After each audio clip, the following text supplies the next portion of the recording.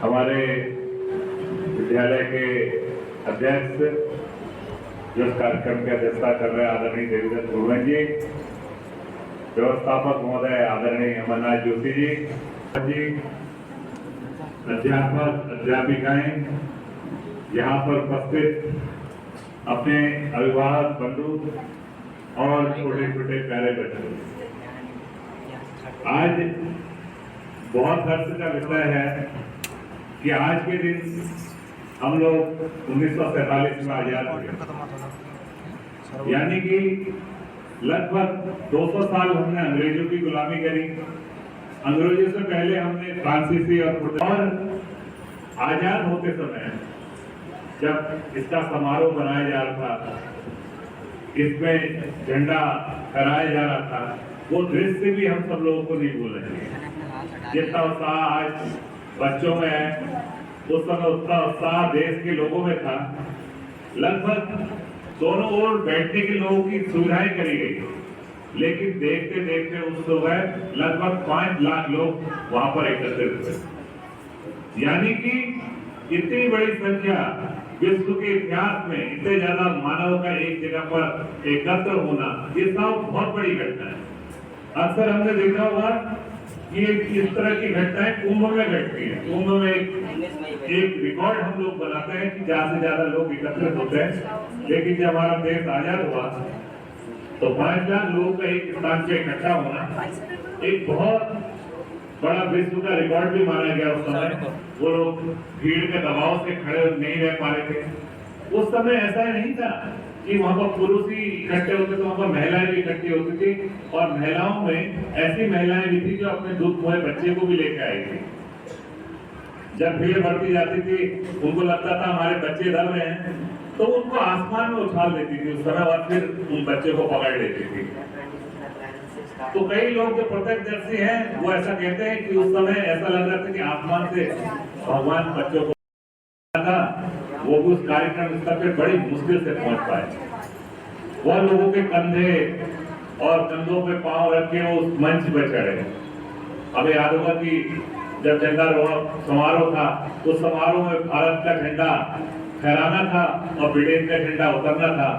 उसके लिए Pamela Mountbatten को भी वहां पर बुलाया गया था। जब वो कार्यक्रम स्थल तक नहीं पहुंच पाई तो नेहरू जी ने उनसे कहा कि आप ऐसा करें कि अपने सैंडल उतार लें और किस तरह मंच पे आ जाइए। जब वो मंच पे किसी तरह पहुंची तो आपके माउंटबेटन को भी वहां पर झंडा समारोह में झंडा फहराने के लिए पहुंचना था, वो कहीं नजर नहीं आए। नेहरू जी की चिंता बढ़ गई कि इस कार्यक्रम में तो वही मुख्य अतिथि है, वो आएंगे तो झंडा फहराएंगे, लेकिन वो वहां तक नहीं पहुंच पाए और वो दूर से भीड़ में दिखे। और वहीं से माउंटबेटन ने कहा कि नेहरू जी आप मेरी चिंता मत करिए, आप झंडा फहराइए।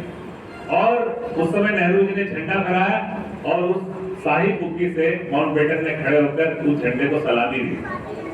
और जब झंडे को सलामी दी तो चारों तरफ से नारे क्या लगने लगे, भारत माता की जय और माउंटबेटन की जय, और कहीं पे पंडित जवाहरलाल नेहरू जी की जय, इस तरह के नारे लगे।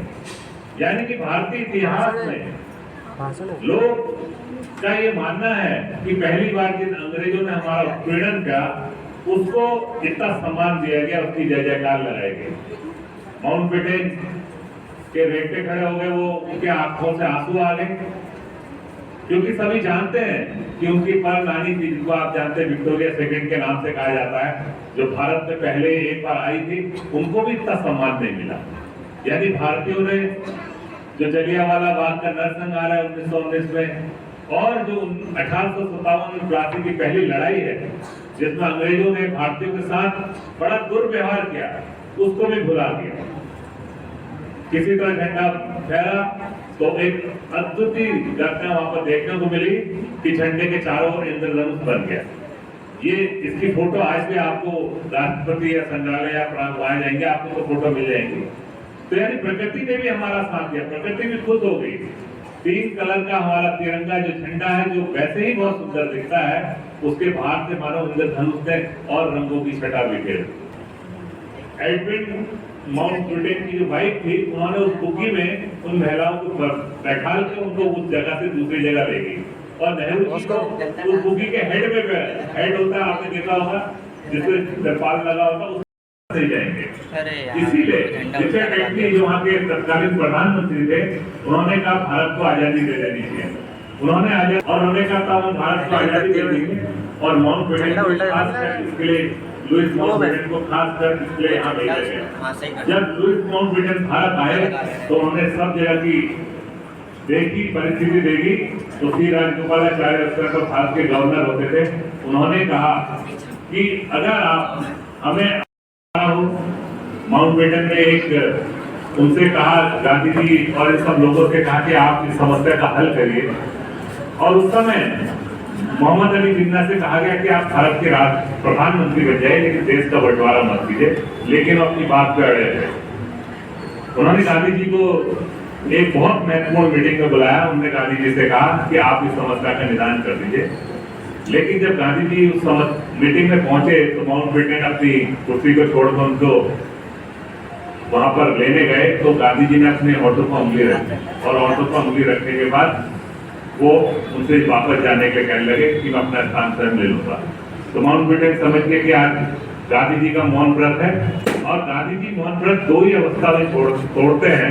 या तो किसी उच्च अधिकारी से बहुत महत्वपूर्ण विषय पे बात करनी हो तब वो व्रत तोड़ते हैं, या फिर कोई